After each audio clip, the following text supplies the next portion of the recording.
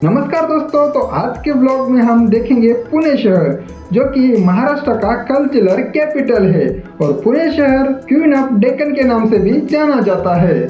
और पुणे शहर फेमस है अपने खूबसूरत गार्डन के लिए, यहाँ के ब्यूटीफुल टेम्पल्स के लिए और यहाँ के म्यूजियम और पुणे के एडवेंचर पार्क सभी टूरिस्ट को अपनी ओर आकर्षित करते हैं। पुणे के इस जू के अंदर आपको ये बंगाल का व्हाइट टाइगर भी आपको देखने को मिलता है और यहाँ पे आपको टूरिस्ट पैलेस के साथ ही में हिस्टोरिकल हेरिटेज प्लेस भी देखने को मिलेंगे, जैसे कि ये मस्तानी का महल।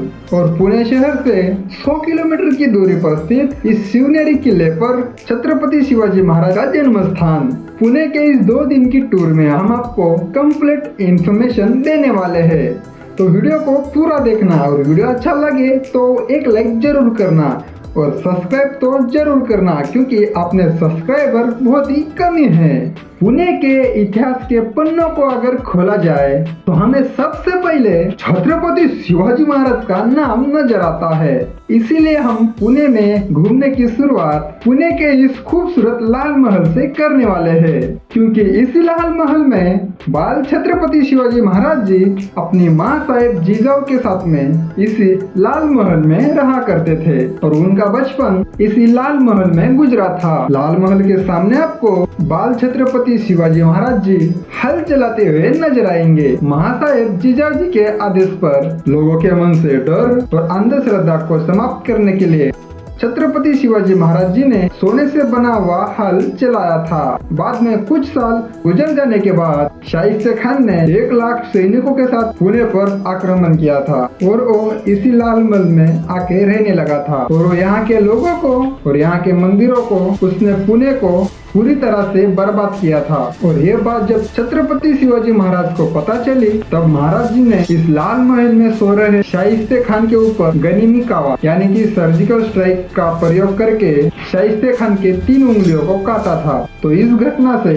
शाहिस्ते खान डर के मारे यहाँ से अपने 1 लाख सैनिकों को लेके भाग गया था। अभी हम आ चुके हैं शनिवारवाड़ा के पास में, जो कि लाल महल से 2 मिनट की दूरी पर है और यहाँ पर पर्सन 25 रुपीज टिकट ली जाती है और इसका टाइमिंग सुबह के 9 बजे से लेके शाम के 5 बजे तक रहता है। 300 साल पुराना यह शनिवारवाड़ा, यानी कि इस महल को प्रथम पेशवे बाजीराव द्वारा निर्माण किया गया था और इस महल को बनाने में उस जमाने में 16,000 के करीब राशि लगी थी और ये महल 7 मंजिल का हुआ करता था। लेकिन आज के जमाने में हमें इस शनिवारवाड़े के जो बेस्ट पॉइंट होते हैं और यहाँ के कुछ अवशेष हमको देखने को मिलते हैं, क्योंकि 1828 में यहाँ पर बहुत ही भीषण आग लगी थी और उस आग में जलकर ये शनिवारवाड़ा पूरी तरह से नष्ट हो गया था। शनिवारवाड़ा के इस मुख्य प्रवेश द्वार के ऊपर आपको ये नगार खाना नजर आएगा। यहाँ पर लगे भीषण आग से ये जगह ऊंचाई पे स्थित होने के कारण ये जगह आग के लपेट में आने से बच गई। तो आज हमें 300 साल पुराना ये लकड़ियों का स्ट्रक्चर आज भी वैसे ही देखने को मिलता है। इसकी खूबसूरती देखकर आप अंदाजा लगा सकते हो कि ये महल उस जमाने में कितना भव्य कितना खूबसूरत रहा होगा। मुंबई में जैसे सिद्धिविनायक गणपति फेमस है, वैसे ही पुणे में ये श्रीमंत दगड़ूशेठ गणपति सभी के मन में बसते हैं। शनिवारवाड़ा से मात्र 10 मिनट की दूरी पर एक गणपति बप्पा का मंदिर है। यह मंदिर 125 साल पहले पुणे के प्रसिद्ध व्यापारी श्रीमंत दगड़ूशेठ हलवाई जी के द्वारा बनाया गया था। उस जमाने में यहाँ पर प्लेग की बीमारी फैली हुई थी और उस बीमारी में श्रीमंत दगड़ूशेठ हलवाई जी के एकलौते पुत्र का निधन हो गया था। तो अपने पुत्र की याद में उन्होंने अपनी पत्नी लक्ष्मीबाई जी के साथ में इस गणपति बप्पा जी की स्थापना की थी। दगड़ूशेठ गणपति मंदिर से मात्र 10 मिनट की दूरी पर ये राजा दिनकर केलकर म्यूजियम स्थित है। इस म्यूजियम के अंदर आपको मस्तानी का महल देखने को मिलता है। म्यूजियम के अंदर जाने के लिए पर पर्सन 100 रुपीज एंट्री फीस देना पड़ता है और इस म्यूजियम के अंदर मस्तानी महल के एक हिस्से को दर्शाया गया है और यहाँ पर आपको मस्तानी की ओरिजिनल पोर्ट्रेट फोटो देखने को मिलेगी और साथ ही में इस म्यूजियम के अंदर आपको सोने के धागे से बने हुए यहाँ की रानियों की साड़ियाँ भी देखने को मिलेगी और साथ ही में म्यूजिकल इंस्ट्रूमेंट, ब्यूटीफुल और ज्वेलरी, पुराने जमाने के बर्तन और मेकअप के आर्टिफैक्ट, इस तरह की यूनिक और एंटिक चीजें देखने के लिए आपको 2 या 3 घंटे का समय लग सकता है। पुणे के इतिहास में इन पातालेश्वर गुफाओं का नाम तो आता ही है। शनिवारवाड़ा से 1 किलोमीटर की दूरी पर स्थित इन पातालेश्वर की गुफाओं को 8वीं शताब्दी में राष्ट्रकूट राजा के द्वारा निर्माण किया गया था। इन गुफाओं को प्राकृतिक रूप से बने हुए पत्थर के बड़े से चट्टान को फोड़कर और कार्विंग करते हुए बनाया गया है।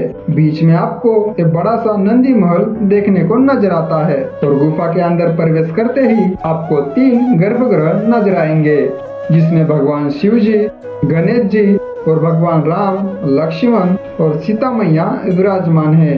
अभी हम आ चुके हैं पुणे के आगा खान पैलेस में। इस पैलेस का भारत के स्वतंत्रता में बहुत ही महत्वपूर्ण हिस्सा है, क्योंकि इसी जगह पर राष्ट्रपिता महात्मा गांधी और उनकी पत्नी कस्तूरबा गांधी, सरोजिनी नायडू, महादेव देसाई इन जैसे स्वतंत्र सेनानियों को भारत छोड़ो आंदोलन के दौरान नजरबंद करके इसी पैलेस में रखा गया था और कैद में रहते हुए कस्तूरबा गांधी और महादेव देसाई जी की मृत्यु हो गई थी। तो इसी पैलेस के आंगन में कस्तूरबा गांधी और महादेव देसाई जी की समाधि है और कस्तूरबा गांधी जी की समाधि के पास ही में गांधी जी के अस्थियों को भी दफनाया गया।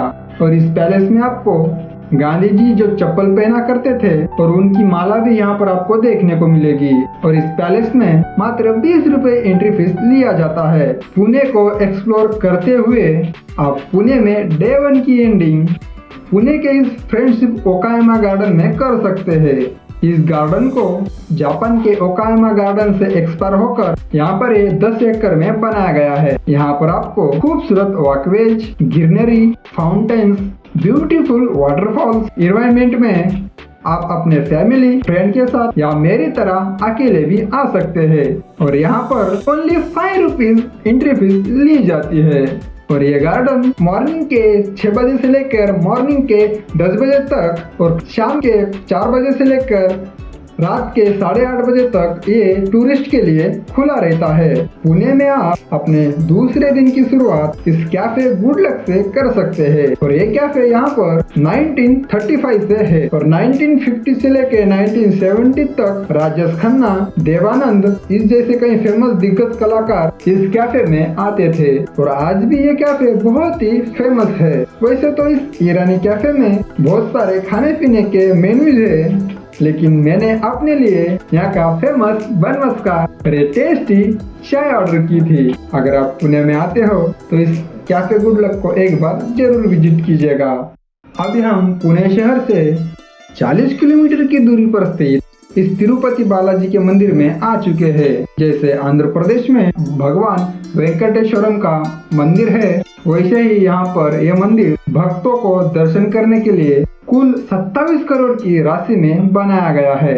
अगर आपको जंगल सफारी करते हुए वाइल्ड एनिमल देखना पसंद है तो आप पुणे के राजीव गांधी जूलॉजिकल पार्क में आ सकते हो। यहाँ पर ओनली 40 रुपीज की टिकट पर आपको बंगाल का व्हाइट टाइगर, लेपर्ड, एलिफेंट इस तरह के अलग अलग एनिमल देख सकते हैं। और यहाँ पर एक स्पेशल स्नेक पार्क भी बना हुआ है और ये पार्क इतना बड़ा है, इसको आपको पूरा घूमने में 4 घंटे के करीब समय लग सकता है। पुणे शहर में आपने बहुत सारे मंदिर देखे होंगे, लेकिन ये पुणे शहर का 27 एकड़ में बना हुआ सबसे बड़ा मंदिर और सबसे खूबसूरत स्वामी नारायण मंदिर। इस मंदिर के बारे में बहुत ही कम लोगों को जानकारी है। इस मंदिर के अंदर भगवान स्वामी नारायण, राधा कृष्ण, शिव पार्वती, लक्ष्मी नारायण और अपने संत महात्मागण विराजमान है। और इन मंदिर के दीवारों पर खूबसूरत बारीक नक्काशियों की कार्विंग और मूर्तियों को देखकर आपका मन प्रसन्न हो जाएगा। और मंदिर के आंगन में बहुत ही बड़े वॉकवेज भी बनाए गए हैं। और इस मंदिर का समय सुबह के 7 बजे से लेकर दोपहर के 12 बजे तक और शाम के 4 बजे से लेकर रात के 8:30 बजे तक यह मंदिर खुला रहता है। अगर आप पुणे में आते हो तो इस मंदिर में जरूर विजिट करना। और आप पुणे के सारसबाग में भी आ सकते हो। इस जगह पर बहुत ही बड़ा तालाब हुआ करता था, लेकिन आज आपको यहाँ पर सिद्धिविनायक गणपति जी का बहुत ही खूबसूरत मंदिर नजर आता है। मंदिर में दर्शन करने के बाद आप यहाँ के खूबसूरत गार्डन में घूम सकते हैं। और सारसबाग से मात्र 1 किलोमीटर की दूरी पर ये पार्वती हिल लोकेटेड है। इस जगह से आपको पुणे सिटी का बहुत ही मेस्मराइजिंग व्यू नजर आता है और इस जगह पर आपको ये म्यूजियम और बहुत सारे हिस्टोरिकल टेम्पल भी देखने को मिलते हैं और पार्वती हिल तक आने के लिए आपको 108 सीढ़ियां चढ़नी पड़ती है और इसमें आपको 10 से 15 मिनट का समय भी लग सकता है। अभी हम पुणे शहर से 45 किलोमीटर की दूरी पर स्थित हर्षी टेम्पल जो कि एडवेंचर पार्क के नाम से भी जाना जाता है और यहाँ पर हम सबसे पहले संत म्यूजियम दर्शन में जा चुके हैं। इस म्यूजियम के अंदर हमारे देवी देवताओं और संत महात्मागण के बारे में आपको बताया जाता है और म्यूजियम के बाहर आने के बाद और आप इस खूबसूरत मंदिर में दर्शन कर सकते हो और मंदिर में दर्शन होने के बाद यहाँ के एडवेंचर पार्क में अलग अलग एक्टिविटीज कर सकते हो। तो इस तरह से आप अपना वीकेंड एडवेंचर पार्क में व्यतीत कर सकते हो। वैसे तो इस पुणे में घूमने के लिए बहुत सारी जगह है, लेकिन आज के लिए इतना ही। और आपको कैसा लगा ये वीडियो कमेंट करके जरूर बताना और एक लाइक तो बनती है और आपने सब्सक्राइबर बहुत कम है इसलिए सब्सक्राइब करके चले जाना। ठीक है, बाय बाय, मिलते हैं ऐसे ही इंफॉर्मेशन वीडियो में, तब तक बाय बाय।